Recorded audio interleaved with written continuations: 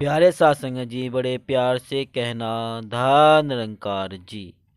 सत्संग जी, तोड़ो व्यसनों की कारा, ऐसे तोड़ो, क्योंकि सत्संगत व्यसनों की जो हमारे ऊपर मार है आजकल बहुत ज़्यादा भारी पड़ रही है। तो हम जानेंगे इसको विस्तार से, कैसे हम इसको तोड़कर अपना जीवन अच्छा जी सकते हैं, अपने जीवन को कैसे हम बदल सकते हैं ताकि हमारे जीवन में सुख हो और सतगुरु की असीम कृपा हम पर बरसती रहे। तो दास निवेदन कर रहा है, अगर आपने अभी तक चैनल को सब्सक्राइब नहीं किया है तो संदेश निरंकारी का चैनल को सब्सक्राइब कर दीजिए और बेल आइकन भी प्रेस कर दीजिए। सत्संगत, अंतर्राष्ट्रीय मजदूर दिवस को अंतर्राष्ट्रीय कर्मचारी दिवस भी कहते हैं। इसे मई दिवस, कामगार दिवस, श्रम दिवस, श्रमक श्रमक दिवस आदि नामों से भी जाना जाता है। धूप में, गर्मी में, कठिन प्रकृति परिस्थितियों में काम करने वाले को हम मजदूर समझते हैं, परंतु इस शब्द का दायरा बहुत विशाल है। मजदूर वर्ग में वे सभी लोग आते हैं जो किसी संस्था या निजी तौर पर किसी के लिए काम करते हैं और बदले में मेहनताना लेते हैं। शारीरिक व मानसिक रूप से मेहनत करने वाला हर इंसान मजदूर है, फिर चाहे वह ईंट सीमेंट से सना हो या एसी कार्यालय में फाइल के बोझ तले बैठा कर्मचारी हो। श्रमिक दिवस संक्षिप्त इतिहास। पुराने जमाने में मजदूर और कामगार वर्ग की स्थिति अत्यंत दयनीय थी। उनसे दिन में 12 से 15 घंटे तक काम कराया जाता था। कार्यस्थल इतने विषम और प्रतिकूल होते थे कि आए दिन मजदूरों की अकस्मात मृत्यु की घटनाएं होती रहती थी। इन परिस्थितियों के चलते अमेरिका में मजदूर समस्या निवारण संघ तथा समाजवादी संघ द्वारा मजदूरों के कल्याण के लिए आवाज उठाई जाने लगी। अंतर्राष्ट्रीय श्रम दिवस के पीटर एस सी गुयर जी को एक कारपेंटर और यूनियन लीडर थे का ब्रेन चाइल्ड माना जाता है और इस दिनों को मनाने की शुरुआत 1 मई 1886 में मानी जाती है। उस समय अमेरिका की मजदूर यूनियनों ने दैनिक मजदूरी कार्य के समय को 8 घंटे से ज़्यादा न रखे जाने के लिए जबरदस्त मांग उठाई और 13,000 छोटे बड़े उद्योग धंधों से जुड़े असंख्य कामगार एक साथ हड़ताल पर चले गए। सत्संगत, इसी हड़ताल के दौरान शिकागो की हाई मार्केट में बम धमाका हो गया। बम किसने फेंका था पता नहीं, परंतु पुलिस ने गोली चला दी और 7 मजदूर मारे गए। सत्संगत, मजदूर वर्ग की समस्या से जुड़ी इस घटना ने समग्र विश्व का ध्यान अपनी ओर खींचा था। कुछ समय बाद अमेरिका में 8 घंटे काम करने का समय निश्चित कर दिया गया था। इसके बाद सन 1889 में अंतर्राष्ट्रीय समाजवादी सम्मेलन में ऐलान किया गया कि है मार्केट नरसंहार में मारे गए निर्दोष लोगों की याद में 1 मई को अंतर्राष्ट्रीय मजदूर दिवस के रूप में मनाया जाएगा और इस दिन सभी कामगारों का अवकाश रहेगा। वर्तमान समय भारत तथा अन्य देशों के मजदूरों के लिए 8 घंटे काम करने से संबंधित कानून लागू है। सत्संगत, भारत में श्रम दिवस सबसे पहले चेन्नई में 1 मई 1923 को मनाना शुरू किया गया था। इसकी शुरुआत भारतीय मजदूर किसान पार्टी के नेता कॉमरेड सिंगरावेलु चेटिया ने की थी। उस दिन मद्रास हाई कोर्ट के सामने कामगारों का जबरदस्त आंदोलन हुआ और यह सहमति बनाई गई कि इस दिवस को भारत में भी कामगार दिवस के तौर पर मनाया जाए और इस दिन छुट्टी का भी ऐलान किया जाए। भारत सहित 80 देशों में यह दिवस 1 मई को ही मनाया जाता है। महात्मा गांधी मानते थे कि देश का विकास दक्ष कामगारों और किसानों पर निर्भर करता है। इसलिए उद्योगपति, मिल मालिक और प्रबंधक समय को मालिक नहीं न्यासी ही समझे। सत्संगत भाई लालो दिवस गुरु नानक देव जी ने किसानों, मजदूरों और सत्संगत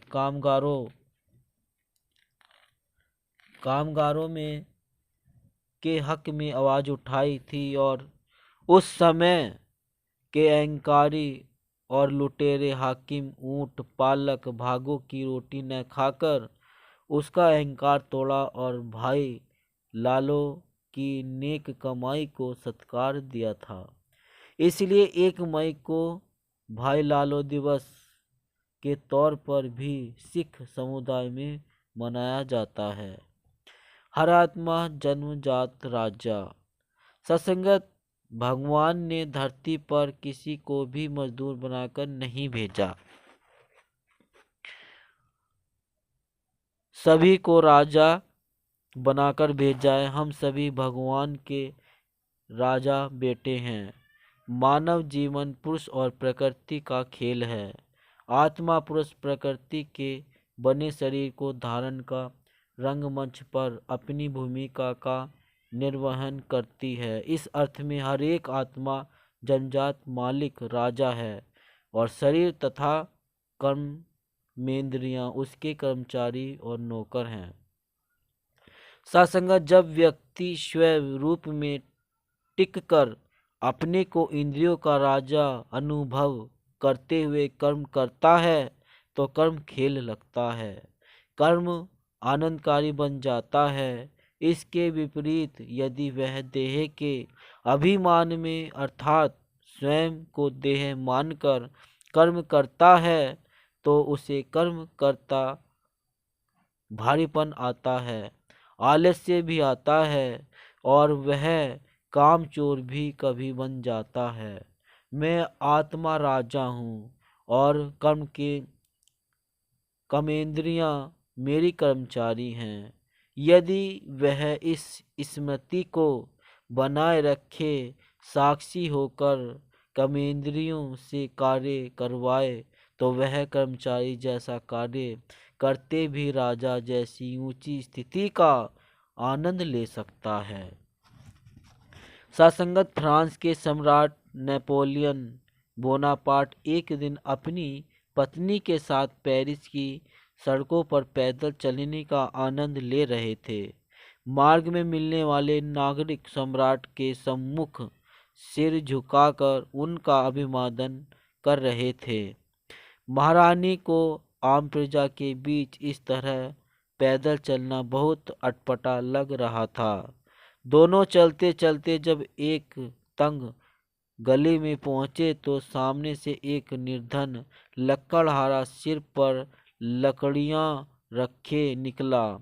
सम्राट स्वयं एक ओर हो गए और उन्होंने महारानी को भी किनारे हटने का इशारा किया। महारानी को यह बहुत अपमानजनक लगा। वे झुंझलाकर बोली, यह लकड़हारा बहुत असभ्य प्रतीत होता है। उसने हमें अभिवादन तक नहीं किया। क्या यह सम्राट का अपमान नहीं? पर आप हैं कि एक किनारे हो गए। महारानी की बात सुन नेपोलियन गंभीर होकर बोले, महारानी, श्रम का अभिवादन करना किसी भी सम्राट को अभिवादन करने से अधिक महत्वपूर्ण है। श्रम से ही मनुष्य की पहचान होती है, श्रम से ही राष्ट्र का निर्माण होता है। इसलिए हमें श्रम का सम्मान करने में कभी हिचकिचाना नहीं चाहिए। कार्य छोटा नहीं, विचार छोटे। सत्संगत कार्य का विभाजन नहीं हो सकता। अमुक कार्य छोटा है और अमुक बड़ा। सत्संगत छोटे या बड़े तो मानव के विचार होते हैं। कोई व्यक्ति ऊंचे सिंहासन पर बैठकर भी यदि हथ के स्वाद के देहभान के विचार रखता है तो वह नाम पर के लिए ही ऊंचा है, असल में नहीं। और कोई रास्ते की सफाई करते भी ऊंचे विचारों में रमण करता है तो वास्तव में ऊंचा वही है। सत्संगत हर शरीरधारी के अपने शरीर की धुलाई सफाई तो प्रतिदिन करनी ही होती है। यदि धुलाई सफाई का काम छोटा समझा जाए तो हर प्राणी इस छोटे काम को रोज करता है और जब तक जिएगा करता रहेगा। फिर बड़प्पन का अहंकार क्यों? बड़ा तो वह तब बने जब प्रजापिता ब्रह्मा बाबा के समान देह से न्यारा हो, फरिश्ता रूप धारण करे और मेला करने वालों में मेरे से मुक्त हो जाए। सत्संगत जिस कार्य से समाज के लोगों को सुख सुविधा स्वच्छता आराम मिलता हो वह कार्य कभी छोटा नहीं हो सकता। सत्संगत मजदूर अपने खून पसीने की खाता है, थोड़े में खुश रहता है, अपनी मेहनत और लगन पर विश्वास रखता है तथा किसी के सामने हाथ फैलाना पसंद नहीं करता। इसलिए वह समाज की उन्नति के लिए अति अति महत्वपूर्ण है, सलाह का हकदार है। सत्संगत चाणक्य ने कहा, जैसे धर्म करने से पाप नहीं रहता, मौन धारण करने से कलह नहीं होता, सजग रहने से भय नहीं होता, उसी प्रकार निरंतर मेहनत करने से दरिद्रता नहीं ठहर पाती। निसंदेह निर्धनता को परास्त करने का महामंत्र है निष्ठापूर्ण श्रम। सत्संगत श्रम अचूक औषधि भी है। सत्संगत आधुनिक युग में जबकि विज्ञान ने मानव को बटन दबाने की देरी भर में सुख के सभी साधन उपलब्ध करा दिए हैं, श्रम महत्व केवल धन के सुख के लिए नहीं बल्कि सत्संगत स्वास्थ्य का सुख पाने के लिए भी बढ़ गया है। देखने में आ रहा है कि कड़ी मेहनत करके श्रमिक जीवन या साधारण चारपाई पर भी गहरी नींद सोता है, जबकि श्रम से कतराने वाला व्यक्ति नरम गद्दों पर भी करवटें बदलता है। श्रमिक को मोटी रोटी छाछ भी हजम हो जाती है, जबकि श्रमहीन व्यक्ति को स्वादी और तथा कठिन संतुलित भोजन भी बदहजमी पैदा कर देता है। श्रम करने से शरीर की कसरत हो जाती है और बीमारियां पास नहीं भटकती, जबकि आराम मतलब व्यक्ति मोटा तथा अन्य कई प्रकार की बीमारियों से अनायास ही ग्रसित हो जाता है। अतः हम धनिक हैं तो भी थोड़ा बहुत श्रम अवश्य करें। अपने बगीचे में पेड़ पौधों की सेवा, प्रातःकालीन शेर अपने शरीर के छोटे छोटे कार्य स्वयं निपटाने की आदत डालें तो आत्मनिर्भर बनेंगे, प्रसन्न रहेंगे और स्वस्थ भी रहेंगे। इस संबंध में एक कहानी याद आती है। एक धनवान सेठ को रात भर नींद नहीं आती थी। एक दिन नगर में पधारे हुए एक साधु को उसने अपनी परेशानी बताई। साधु ने कहा, वत्स, तुम्हारे रोग का कारण तुम्हारा अपंग होना है। सेठ हैरानी से बोला, महाराज, मैं अपंग हूँ।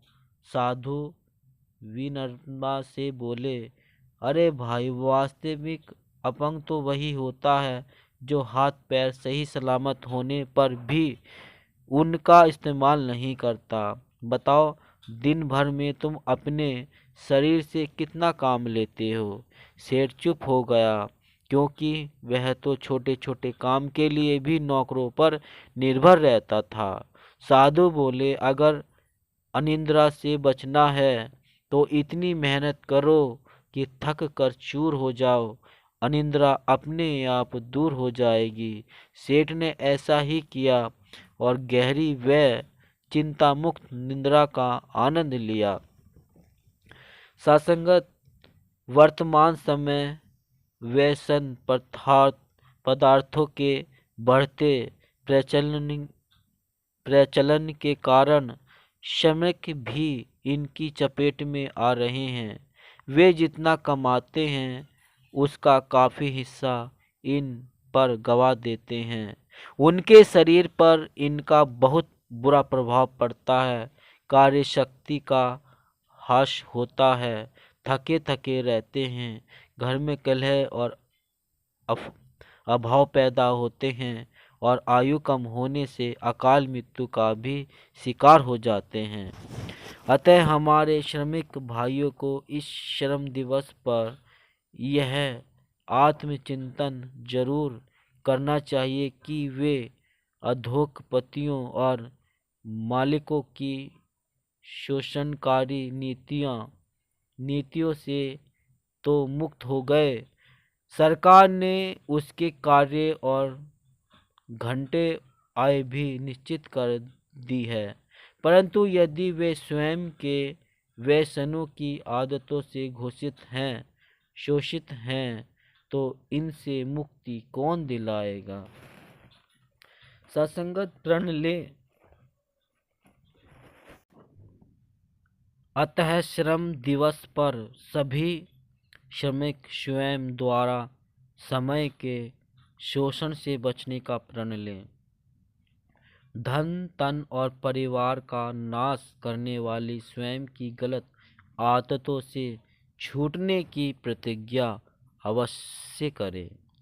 सरकार तथा और सरकारी समस्याएं और वे संस्थान जहां वे सेवारत हैं, समय समय पर निःशुल्क व्यसन मुक्त शिविर आयोजित कर इन्हें जागृति दे। प्रजापिता ब्रह्मा कुमारी ईश्वरीय विश्वविद्यालय इस क्षेत्र में विशेष प्रयत्नशील है और लाखों को व्यसन मुक्त बनाने में सफल हुआ है। स्थानीय ब्रह्मा कुमारीज केंद्र और मुख्यालय दोनों ही सेवा में तत्पर हैं। श्रमिकों और श्रम के सलाम करते हुए पुनः अपने कर्मठ श्रमिक भाई बहनों से एक ही अपील है, तोड़ो व्यसनों की कारा तोड़ो। सत्संगत, यह थी व्यसनों की कारा तोड़ने वाली। अगर हम इसको अपने जीवन में अमल कर लेते हैं तो सत्संगत हम भी उसी प्रकार सेठ की भांति इस जीवन में हम आनंद ले सकते हैं और इस निद्रा का आनंद उठा सकते हैं। तो सत्संगत, इससे भी हमें बहुत सीख मिलती है, एक बहुत सुंदर संदेश जीवन को अच्छा करने में, अच्छा बनाने में और अच्छा करने में। तो सत्संगत सभी को शेयर कर दो। अगर नहीं किया चैनल को सब्सक्राइब तो चैनल को सब्सक्राइब जरूर कर दे। प्रेम से कहना, धन्यवाद।